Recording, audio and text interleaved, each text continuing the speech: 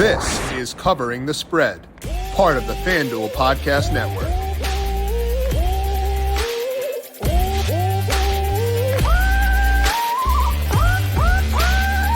It's not officially week one of the NFL season until we get to talk about some player props. So we're going to do exactly that for today by bringing on Zachariason of LateRound.com and get his thoughts on his favorite player props across week one in the NFL. This is Covering the Spread right here on the FanDuel Podcast Network. My name is Jim Sonis. I am a senior writer and analyst for numberFire.com, joined here as mentioned by Zachariason. Check him out on Twitter at LateRoundQB. You can find him on the Late Round Fantasy Football Podcast, LateRound.com, Late Round Fantasy Football. JJ, happy week one to you. Merry Christmas. Happy New Year. How you doing today? I'm great. I'm excited that football's here. I'm excited to do this show. I'll be here each week talking some player props with you. It should be a good time. We get to keep you in the mix. And honestly, I'm jazzed about that. Honestly, for you, it's probably nice to get a break. Season long is awesome. Yeah. You know my thoughts on season long. However, season long is great for a lot of people. But it's probably nice to get a break from that too at the end of the week to kind of talk about something different for once. Yeah, no, I agree. I love season long. That's my passion. That's my baby, if you will. But doing player props is fun. I'm already doing projections. I'm already looking at this stuff all week. So it's fun to peruse the books and see what's going on out there. So we're talking about those projections. We're going to talk to you about your process for betting player props and something you like for this week too. But I want to give a quick reminder, all of our stuff for NFL week one is already posted. We talked to Ryan Williams about his favorite bets across week one, breaking down the biggest games of this week. I talked about a couple. One more bet I'm adding for this week as well within that show. That is up here on the Covering the Spread podcast feed, along with our college football week two betting preview with Ed Feng and also with Drew Martin. You can find both those here on the Covering the Spread podcast feed and up on the FanDuel YouTube page as well. With college football and the NFL now both here, it's time to get in on the action early this football season. To help get you started, new FanDuel Sportsbook customers can place a no-sweat first bet up to $1,000. Whether it's spreads, money lines, or props, like we'll talk about today, odds for that and more are available on the FanDuel Sportsbook app. Just sign up, place your first bet, and FanDuel will give you $1,000 up to $1,000 back in free bets if you don't win. There's no better place to get ready for the football season than on FanDuel, America's #1 sportsbook, an official sports betting partner of the NFL. Must be 21 plus and present in select states. First online real money wager only. Refund issued as non-withdrawable free bets that expire 14 days after receipt. Restrictions apply. See terms at sportsbook.fanduel.com. Gambling problem? Call 1-800-GAMBLER or visit fanduel.com/RG. In Arizona, 1-800-NEXT-STEP or text NEXT STEP to 53342. In Connecticut, 1-888-789-7777 or visit ccpg.org/chat. In Louisiana, 1-877-770-STOP. In New York, 1-877-8-HOPE-NY or text HOPE-NY. In Tennessee, call the red line at 1-800-889-9789. In Wyoming, 1-800-522-4700. Or in West Virginia, 1-800-GAMBLER.net.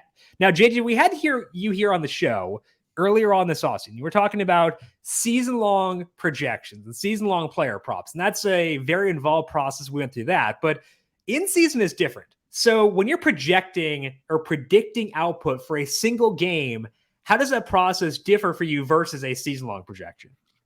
Yeah, I mean, honestly, it's really just taking the season-long projection process, which is a top-down sort of approach where I'm looking at team-level stuff before dividing things up at the player level.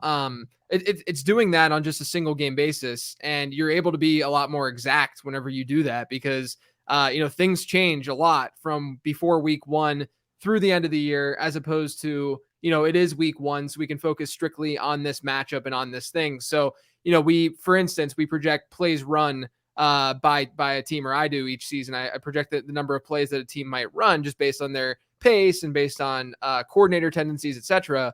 Whenever you're doing that within a singular game, you can be more accurate because, you can see the opponent that they're facing. You can see the potential game script that they might see. And so the same goes for something like pass rate, right? Like if the game script is projected to go a certain way based on point spread, etc., then all of a sudden you can say, oh, this team's going to be throwing more. This team's going to be throwing less than they typically do, just based on how game script might end up unfolding. And so just generally speaking with a singular game, you can just be more exact based on evidence that you've compiled, from previous weeks. But, week one's a little bit different because we don't have those previous weeks. But as the season goes on, you can just become more accurate with those individual weeks, those singular weeks. And the other thing too, when you're talking about player projections across an entire season, there are players obviously entering the year like a Chris Godwin or something who's injured, who's banged up later in the season. And from a season long projection, you're sort of factoring in, okay, he might be out X amount of games to start the year, or he might not be 100% to start the year, but later on in the season, he could be 100% and take on that 20 to 23% target share in that offense. Whereas in that individual game, like week 1 here, we don't know the status of Godwin totally right now, but let's say Godwin doesn't play, or if we know that he's going to be on limited snaps, then all of a sudden you can bump a guy up like Russell Gage, where in that individual week, Gage is going to look a lot better than what he might look like throughout the entirety of the season. So I really think that it comes down to the fact that you should be more accurate when you're projecting these singular games. So it sounds like it's almost easier to do single game projections versus full year. Is that correct? Yeah, it's easier. There's just a lot of work that you have to go, painstaking things that you don't really want to do all the time. But yeah, I mean, like it's definitely easier because you're sort of working within a confined space as opposed to trying to factor in all these different things that could hypothetically happen across an entire season. It's also easier too because you did the groundwork earlier on this year, so you can kind of more easily translate that stuff and push it into a single game. Now, in an ideal world, we would go through every single game, check out every single market, and try to find bad lines, spots that the sports books miss. But like most people listening probably don't have time, if we're being realistic, to go through all that. So you kind of got to pick and choose. Okay, I want to look for this spot, et cetera, et cetera. What are you looking for when you're trying to seek out different props you may want to bet in a week? I'd say there's 3 high-level things to probably focus on. The first one is injuries. Injuries, they have a domino effect. I mean, it's not necessarily like basketball per se. I'm not an NBA guy, but I know that, when a player's out, then like minutes get shifted, et cetera. And it's a really big deal there. But, at the running back position, it's a huge deal when there's an injury because there's only one running back on the field at once. And so if generally speaking, and so if a backup running back is all of a sudden seeing a lot more work, then all of a sudden, he's going to have a way different outlook in terms of projection. But, even a wide receiver, when a top wide receiver is out, all of his target share doesn't go to just one other wide receiver, but it does sprinkle around that offense. And if the wide receiver is good, he can earn that target share and maybe see a spiked week in terms of target share in that week. So definitely pay attention to injuries. I mean, there's times where books aren't always ahead of the game when it comes to these guys who are questionable on the injury report. And there are times where guys are also getting, like the reports come out a lot later in the week of how hard or how harsh an injury is. And if you're ahead of the game there, then you can find an edge with props that way. The other thing too is to always bet on regression. This is the number 2 thing. If there's a player who's a clear regression candidate, you should look into him. Like, let's say that his yards per target throughout the season has been absurdly high. And then his line is then clearly based off of his previous performances, then that you can say bet the under if his yards per target was really high, or vice versa even.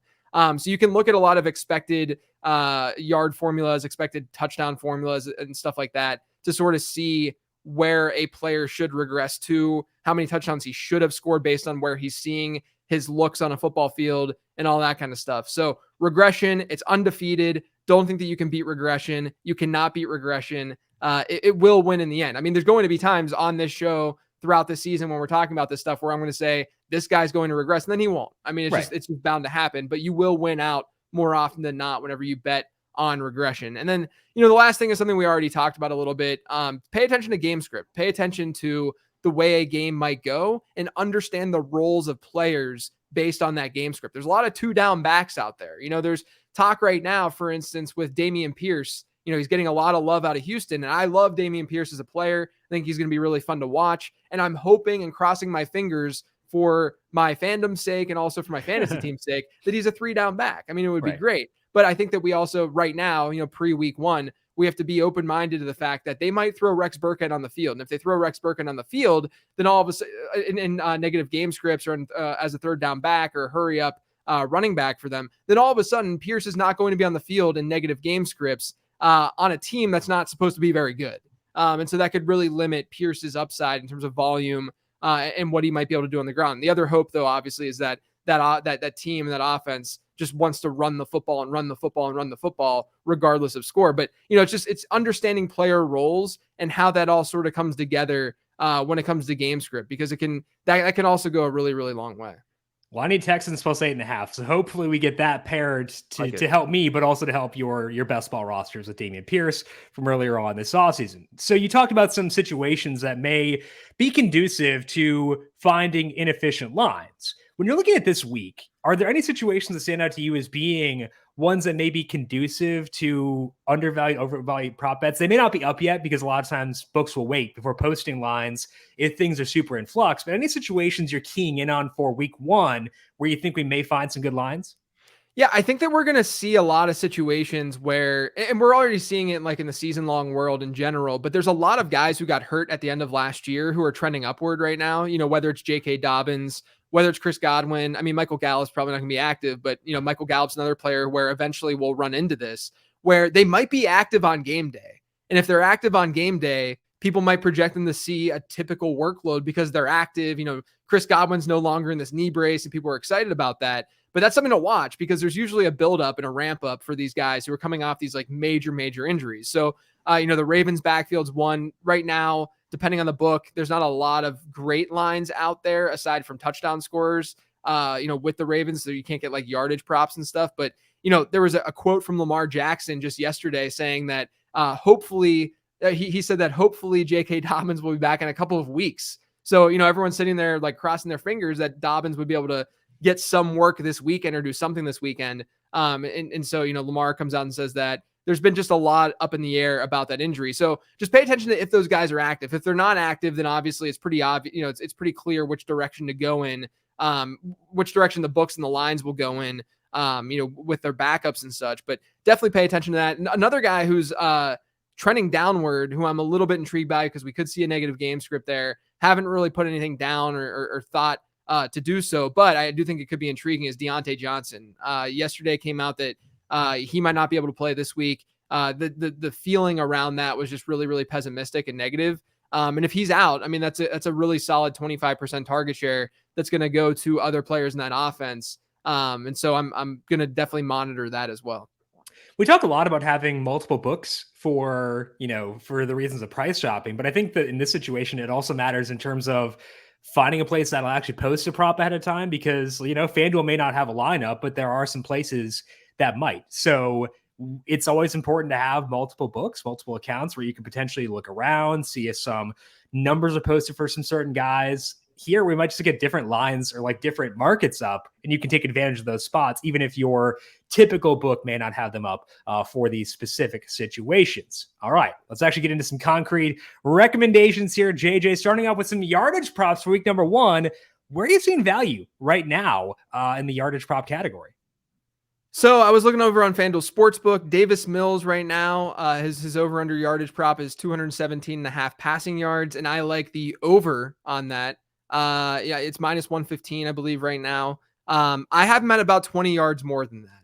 And I think that there's a chance that he could go even higher than that. The Texans, like I said earlier, I do think that they want to be run heavy, but they're big underdogs this week that could force the pass.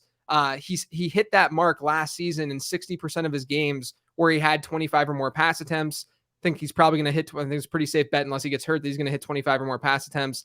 And the Texans won 2 of those games. So they weren't even in like hugely negative game scripts, in those contests, which we could see in this one. So I think Davis Mills is a pretty good bet. There's some injuries too on the Colts side that could come to fruition and help this, but I do think he's a pretty good bet to be over that 217 yard mark. Okay. So we got Davis Mills there. Any other yardage props standing out to you for this week?